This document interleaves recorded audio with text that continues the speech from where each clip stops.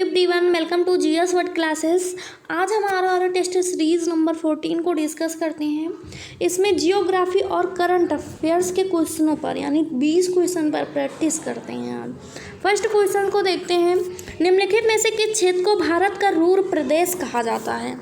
Option में दिया गया है कर्नाटक का पठार, छोटा नागपुर पठार, अरावली क्षेत्र, दक्कन ट्रैप। तो ऑप्शन बी करेक्ट हो जाएगा। छोटा नागपुर पठार को भारत का रूर प्रदेश कहा जाता है। डिटेल्स में देखते हैं। छोटा नागपुर पठार को भारत के रूर प्रदेश की संज्ञा दी जाती है। इसका विस्तार जो है वह छत्तीसगढ़, झारखंड, पश्चिम बंगाल, बिहार और ओडिशा तक है। यह क्षेत्र खनिज संसाधनों के भंडार की दृष्टि से भारत का सर्वाधिक संपन्न क्षेत्र है, इसलिए इसे भारत खनिज का हृदय स्थल यानी कि मिनरल हार्टलैंड ऑफ इंडिया भी कहा जाता है। इसी कारण इस क्षेत्र में लौह इस्पात एवं भारी इंजीनियरिंग उद्योग का सर्वाधिक विकास हुआ है। नेक्स्ट क्वेश्चन है, निम्नलिखित में से कौन सा राज्य 7 बहनों का भाग नहीं है यानी कि 7 सिस्टर्स में नहीं आता है? ऑप्शन में दिया गया नागालैंड, बी में दिया गया है सिक्किम, सी में दिया गया है त्रिपुरा, डी में दिया गया है अरुणाचल प्रदेश। तो ऑप्शन भी करेक्ट हो जाएगा, सिक्किम नहीं आता है।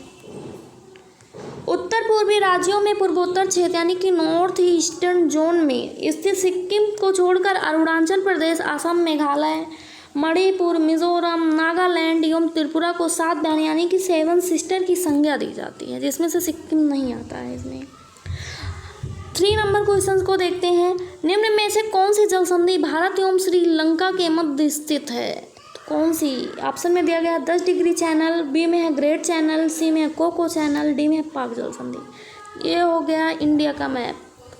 इंडिया का मैप यहाँ है, पाक जलसंधि नीचे। भारत एवं श्रीलंका पाक जलसंधि द्वारा आपस में जुड़े हुए हैं। 10 डिग्री चैनल जो है वो अंडमान निकोबार के मध्य स्थित है। ग्रेट चैनल जो है वो इंदिरा पॉइंट भारत एवं इंडोनेशिया के मध्य स्थित है। कोको जलसंधि जो है वो अंडमान और कोकोडो म्यांमार के मध्य स्थित है। 4 नंबर क्वेश्चन है, फतेह सागर, पिछोला, पुष्कर एवं नक्की क्या है? तो ऑप्शन में दिया गया है आदिम जनजातियाँ, बी में दिया गया है नदियाँ, सी में दिया गया है झीलें, डी में दिया गया है गर्म जल के झरने। तो ऑप्शन सी करेक्ट हो जाएगा। ऑप्शन सी करेक्ट हो जाएगा, झीलें। ये राजस्थान की 5 प्रमुख झीलें हैं जो राष्ट्रीय झील संरक्षण कार्यक्रम यानी कि NLCP के अंतर्गत आती हैं।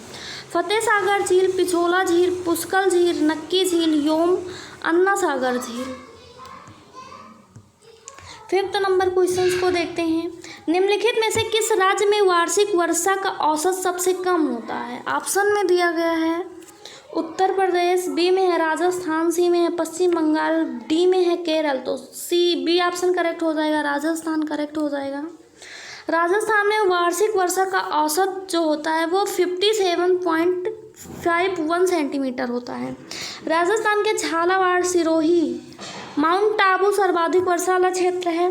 राजस्थान में सर्वाधिक औसत वर्षा वाला क्षेत्र जो है वो झालावाड़ा व सबसे कम वर्षा वाला क्षेत्र जैसलमेर है, जबकि वर्षा ऋतु में सर्वाधिक वर्षा जो होती है वो माउंट आबू में होती है। 6 नंबर क्वेश्चन को देखते हैं। चुलिया जलप्रपात किस नदी पर स्थित है? ऑप्शन में दिया गया है कोसी नदी, बी में गंडक, सी में नर्मदा, डी ऑप्शन में है चंबल। तो ये चंबल रिवर पर है। चुलिया जलप्रपात राजस्थान के चित्तौड़गढ़ में चंबल नदी पर अवस्थित है। 7 नंबर क्वेश्चन को देखते हैं। निम्नलिखित में से किस किस का मिलान सही नहीं है यानी कि एक इसमें से गलत है?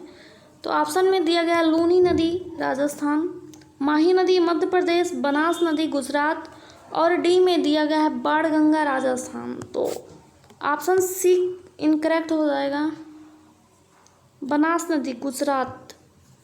ये बनास नदी जो है और कुंभलगढ़ के निकट खमनौर की पहाड़ियों से निकलती है यानी कि ये भी राजस्थान में, गुजरात में नहीं है। डिटेल्स में देखते हैं। बनास नदी राजसमंद जिले के कुंभलगढ़ के निकट खमनौर पहाड़ियों से निकलती है। यह एकमात्र ऐसी नदी है जो संपूर्ण चक्र राजस्थान में ही पूरा करती है। 8 नंबर क्वेश्चन को देखते हैं। राजस्थान का पहला मेगा फूड पार्क कहाँ स्थापित किया गया? तो ऑप्शन में दिया गया है जयपुर, बी में है जोधपुर, सी में अजमेर, डी में अलवर। सी ऑप्शन करेक्ट हो जाएगा, अजमेर में स्थापित किया गया है। राजस्थान का पहला मेगा फूड पार्क जो है वो रूपनगढ़ अजमेर में वर्ष 2018 में स्थापित किया गया था। इसे ग्रीन टेक फूड पार्क भी कहा जाता है। इसका उद्घाटन जो है वो केंद्रीय खाद्य एवं प्रसंस्करण उद्योग मंत्री श्रीमती हरसिमरत कौर बादल ने किया था। 9 नंबर क्वेश्चन को देखते हैं। वर्तमान में भारत में रामसर स्थल की संख्या बढ़कर कुल कितनी हो गई है? तो ऑप्शन सी करेक्ट हो जाएगा, 75 हो गई है। वर्तमान में भारत में रामसर स्थलों की संख्या बढ़कर 75 हो गई हैं। तमिलनाडु में सबसे अधिक रामसर स्थल हैं, 14 हैं। वहीं उत्तर प्रदेश में जो हैं वो 10 रामसर साइट हैं। 10 नंबर क्वेश्चंस को देखते हैं। 26 जनवरी 2023 को भारतीय गणतंत्र दिवस परेड में मुख्य अतिथि कौन था? ऑप्शन में दिया गया है एंथनी एल्बनीज़, बी में दिया गया है अब्देल फताह अल सीसी, सी में है कमल दहल प्रचंड, डी में है कुमियो किसदा। यानी कि बी ऑप्शन करेक्ट हो जाएगा, अब्देल फताह अल सीसी हो जाएंगे, ये गेस्ट थे। इस साल मिस्र के राष्ट्रपति president of Egypt Abdel Fattah al Sisi को 26 जनवरी गणतंत्र दिवस की परेड में मुख्य अतिथि तौर पर शामिल हुए थे। 17वें प्रवासी यानी कि 11 नंबर क्वेश्चन पर आ जाते हैं। 17वें प्रवासी भारतीय दिवस 2023 का आयोजन कहाँ किया गया है? तो ऑप्शन में दिया गया है नई दिल्ली, बी में वाराणसी, सी में इंदौर, डी में हरिद्वार। तो सी ऑप्शन हो जाएगा करेक्ट, इंदौर में किया गया है। भारत के विकास में प्रवासी भारतीय समुदाय के योगदान को चिन्हित करने के लिए 9 जनवरी को प्रवासी भारतीय दिवस मनाया जाता है। प्रधानमंत्री मध्य प्रदेश के इंदौर में 3 दिवसीय 17वें प्रवासी भारतीय दिवस सम्मेलन और स्वतंत्रता संग्राम में प्रवासी भारतीयों के योगदान पर एक डिजिटल प्रदर्शनी का उद्घाटन जो है किया गया। इस अवसर पर उन्होंने एक स्मारक डाक टिकट यानी कि सुरक्षित की जाए प्रशिक्षित भी जारी किया था। 12 नंबर क्वेश्चन पे आते हैं। समाचारों में रहने वाली 2025 पहल का संबंध किससे है? तो ऑप्शन में दिया गया है मलेरिया से, बी में HIV से, सी में डायबिटीज़ से, डी में हृदय रोगियों से। तो ऑप्शन ए करेक्ट हो जाएगा, मलेरिया से संबंधित है ये। 2025 विश्व स्वास्थ्य संगठन की WHO की एक विशेष पहल है ये। इसके अनुसार जो है वो 25 देशों की पहचान की गई है जिन्हें वर्ष 2025 तक मलेरिया मुक्त बनाना है। हाल ही में चीन को मलेरिया मुक्त घोषित किया गया है। 13 नंबर क्वेश्चन पे आ जाते हैं। आदिगुरु शंकराचार्य की समाधि कहाँ पर स्थित है? ऑप्शन में दिया गया है बद्रीनाथ यूके, बी में है कौशाम्बी यूपी, सी में है वाराणसी यूपी, डी में Kedarnath UK means Uttarakhand, UP means Uttar Pradesh. तो ये डी में केदारनाथ उत्तराखंड में है। आदि गुरु शंकराचार्य का जन्म जो है वो 788 ईसा पूर्व को कोच्चि के केरल के पास कलाडी नामक स्थान पर हुआ था।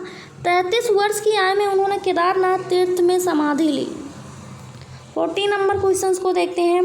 भारतीय सुदूर संवेदन संस्थान यानी कि इंग्लिश में जो कहते हैं Indian institute of remote sensing IIRS स्थित कहाँ है? ऑप्शन में दिया गया देहरादून में, बी में है जबलपुर में, सी में है पुणे में, डी में है लद्दाख में। तो ए ऑप्शन करेक्ट हो जाएगा, देहरादून में स्थित है ये। उत्तराखंड के देहरादून में स्थापित भारतीय सुदूर संवेदन संस्थान IIRC भारत सरकार के अंतरिक्ष विभाग के राष्ट्रीय सुदूर संवेदन केंद्र के अंतर्गत एक प्रमुख प्रशिक्षण एवं शिक्षण संस्थान है। इसकी स्थापना 1966 में की गई थी। 15 नंबर क्वेश्चन को देखते हैं। 32वां व्यास सम्मान किसे दिए जाने की घोषणा की गई है? तो 32वां व्यास सम्मान ऑप्शन में दिया गया है रामविलास शर्मा, बी में है डॉक्टर ज्ञान चतुर्वेदी को, सी में है असगर वजाहत को और डी में है प्रोफेसर शरद पगोर को। तो बी ऑप्शन करेक्ट हो जाएगा, डॉक्टर ज्ञान चतुर्वेदी को अभी 32वां व्यास सम्मान जो है दिए जाने की घोषणा हुई है। डिटेल्स में देखते हैं। 9 मार्च 2023 को हिंदी साहित्य के लेखक डॉक्टर ज्ञान चतुर्वेदी डॉक्टर ज्ञान चतुर्वेदी को यह सम्मान प्रदान किए जाने की घोषणा की गई। उन्हें यह सम्मान उनके उपन्यास पागलखाना के लिए दिया जाएगा। यह सम्मान वर्ष 1991 में के बिरला फाउंडेशन द्वारा स्थापित किया गया था। पहला सम्मान जो है पहला रामविलास शर्मा को 1991 में दिया गया था। 16 नंबर क्वेश्चन को देखते हैं। अंतर्राष्ट्रीय बुकर पुरस्कार। अंतर्राष्ट्रीय बुकर पुरस्कार 2023 का विजेता कौन है? तो ऑप्शन में दिया गया है डगलस स्टुअर्ट, बी में है डेमन गलकुट, सी में है गीतांजलि श्री और डेजी रॉकवेल, डी में है पेरुमल मुरुगन। तो ऑप्शन डी करेक्ट हो जाएगा, पेरुमल मुरुगन हो जाएगा। तमिल लेखक पेरुमल मुरुगन ने अपने उपन्यास पेरे के लिए अंतर्राष्ट्रीय बुकर पुरस्कार जीता और 56 वर्षीय मुरुगन ने अपने 2016 के उपन्यास पेरे के साथ प्रतिष्ठित सूची में जगह बनाई, जिसका तमिल से अनुवाद अनिरुद्धन वासुदेवन ने किया था। यह 13 कार्यों की लंबी सूची में जगह बनाने वाला पहले तमिल लेखक बन गए थे। 17 नंबर क्वेश्चन को देखते हैं। साहित्य अकादमी पुरस्कार के संदर्भ में निम्नलिखित कथनों पर विचार कीजिए। स्टेटमेंट वाइज क्वेश्चन है, इसमें देखना है। फर्स्ट स्टेटमेंट कहता है साहित्य अकादमी द्वारा दिया जाने वाला एक साहित्यिक सम्मान है, और सेकंड में है यह सम्मान केवल भारतीय संविधान की 8वीं अनुसूची में शामिल 22 भाषाओं में से ही किसी एक को दिया जा सकता है। तो ऑप्शन में कौन सा करेक्ट होगा? तो इसमें से जो है वो बी ऑप्शन, तो ये करेक्ट हो जाए, इनकरेक्ट हो जाएगा। ए ऑप्शन करेक्ट है, तो इसमें इनकरेक्ट कौन सा है? तो यही इनकरेक्ट बताना है, गलत बताना है। तो इसमें केवल 2 हो जाएगा। नहीं, नो, ये करेक्ट हो जाएगा, यानी कि केवल 2। ए ऑप्शन सही है। साहित्य अकादमी पुरस्कार जो है भारत में साहित्य अकादमी द्वारा दिया जाने वाला एक साहित्यिक सम्मान है। भारतीय संविधान की 8वीं अनुसूची में शामिल 22 भाषाओं के अलावा ये राजस्थानी, अंग्रेजी भाषा सहित कुल 24 भाषाओं में प्रदान किया जाता है। पहली बार साहित्य अकादमी पुरस्कार सन 1955 में दिए गए थे। पुरस्कार राशि जो होती है वो 1 लाख रुपए होती है, और इसके प्रथम विजेता कौन थे? माखनलाल चतुर्वेदी इसके प्रथम विजेता थे। हिंदी साहित्य अकादमी पुरस्कार 2022 जो है वो हिंदी साहित्य अकादमी पुरस्कार 2022 की घोषणा हिंदी के लेखक बद्री नारायण को उनकी कविता तुमड़ी शब्द के लिए चुना गया है। 18 नंबर क्वेश्चन को देखते हैं। हाल ही में कुछ वर्षों में ज्ञानपीठ पुरस्कार से सम्मानित निम्नलिखित लेखकों में से कौन सा अपनी भाषा के अनुसार सही सुमेलित है, यानी ये किस भाषा के लेखक हैं? तो लेखक का नेम इस साइड दिया गया है, भाषा इस साइड दिया गया है। ऑप्शन में दिया गया दामोदर मौर्य कोंकणी भाषा, नीलमणि फूफन असमी भाषा, कितम अच्युतन नंबूदरी मलयालम। डी ऑप्शन में है अमिताभ घोष। अमिताभ घोष का कौन सी भाषा? हिंदी। तो ये गलत हो जाएगा, अंग्रेजी भाषा के हैं। ज्ञानपीठ पुरस्कार के बारे में जानते हैं डिटेल्स में। ज्ञानपीठ पुरस्कार भारतीय ज्ञानपीठ न्यास द्वारा ज्ञानपीठ पुरस्कार भारतीय साहित्य के लिए दिया जाने वाला एक सर्वोच्च पुरस्कार है। भारतीय ज्ञानपीठ पुरस्कार की स्थापना जो है वो 1965 में की गई थी। देश का कोई भी व्यक्ति जो भारतीय संविधान की 8वीं अनुसूची में शामिल की गई 22 भाषाओं में किसी भी भाषाओं को लिखता हो उसे इस पुरस्कार के योग्य है। अब तक हिंदी तथा कन्नड़ भाषा के लेखक सबसे अधिक 7 बार इस सम्मान को प्राप्त कर चुके हैं। वर्ष 1965 में मलयालम लेखक जी शंकर कुरुप को प्रथम ज्ञानपीठ पुरस्कार से सम्मानित किया गया था। पुरस्कार राशि जो है वो 11 लाख रुपए होता है। और भारत की प्रथम महिला विजेता कौन है? तो आशा पूर्णा देवी जो हैं ये प्रथम बंगला भाषा में है। 19 नंबर क्वेश्चन को देखते हैं। भारत भारती पुरस्कार किस राज्य का सबसे बड़ा साहित्यिक पुरस्कार है? तो ऑप्शन भी करेक्ट हो जाएगा, ये उत्तर प्रदेश का सबसे बड़ा साहित्यिक पुरस्कार है। इसमें क्या क्या मिलता है डिटेल्स में जानते हैं भारत भारती पुरस्कार के बारे में। भारत भारती उत्तर प्रदेश हिंदी संस्थान का सबसे बड़ा साहित्यिक पुरस्कार है। यह पुरस्कार उत्तर प्रदेश हिंदी संस्थान लखनऊ के माध्यम से साहित्य क्षेत्र में उत्कृष्ट योगदान के लिए दिया जाता है। पुरस्कार में भारत भारती सम्मान के रूप में स्मृति चिन्ह, अंगवस्त्रम तथा 5,02,000 रुपये की धनराशि प्रदान की जाती है। भारत भारती पुरस्कार की शुरुआत जो है वो 1982 में हुई थी, और इसके प्रथम विजेता महादेवी वर्मा हैं और आखिरी विजेता सूरबाला 2022 में दिया गया था इनको। 20 नंबर क्वेश्चन को देखते हैं। वर्ष 2022 का सरस्वती सम्मान रामदरस मिश्र को उनके किस उपन्यास कविता संग्रह के लिए दिया गया था?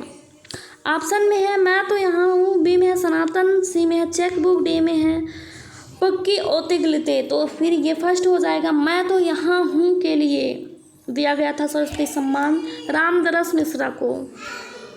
सरस्वती सम्मान के बारे में डिटेल्स में देखते हैं। सरस्वती सम्मान के बिरला फाउंडेशन द्वारा दिया जाने वाला साहित्यिक पुरस्कार है। यह सम्मान प्रतिवर्ष भारतीय संविधान की 8वीं अनुसूची में शामिल भाषाओं में भारतीय लेखकों की 10 सालों में प्रकाशित साहित्यिक कृत को पुरस्कृत किया जाता है। इस साइड इसे देखते हैं, इस टेबल को, बहुत ही इंपॉर्टेंट टेबल है। इसमें दिया गया है वर्ष, इधर दिया गया साहित्यिक नाम, साहित्यकार का नाम, और इधर कृत उपन्यास किस लिए दिया गया है। तो 2021-22 में रामदरस मिश्रा को मैं तो यहाँ के लिए दिया गया है, मैं तो यहाँ हूँ कविता के लिए। 2020 में वो डॉक्टर शरद कुमार लिम्बाले को सनातन के लिए दिया गया। 2019 में वासुदेव मोही को चेक बुक सिंधी भाषा की कहानी में दिया गया है। वहीं 2018 के शिवा रेड्डी को दिया गया है, किस लिए दिया गया है? पक्की ओतिगलिते कविता संग्रह है, इसके लिए दिया गया है। Thanks for watching GS word classes. अगर वीडियो अच्छी लगी हो तो हमारे वीडियोज़ को लाइक शेयर कमेंट ज़रूर करें और हमारे चैनल को सब्सक्राइब ज़रूर करें। धन्यवाद।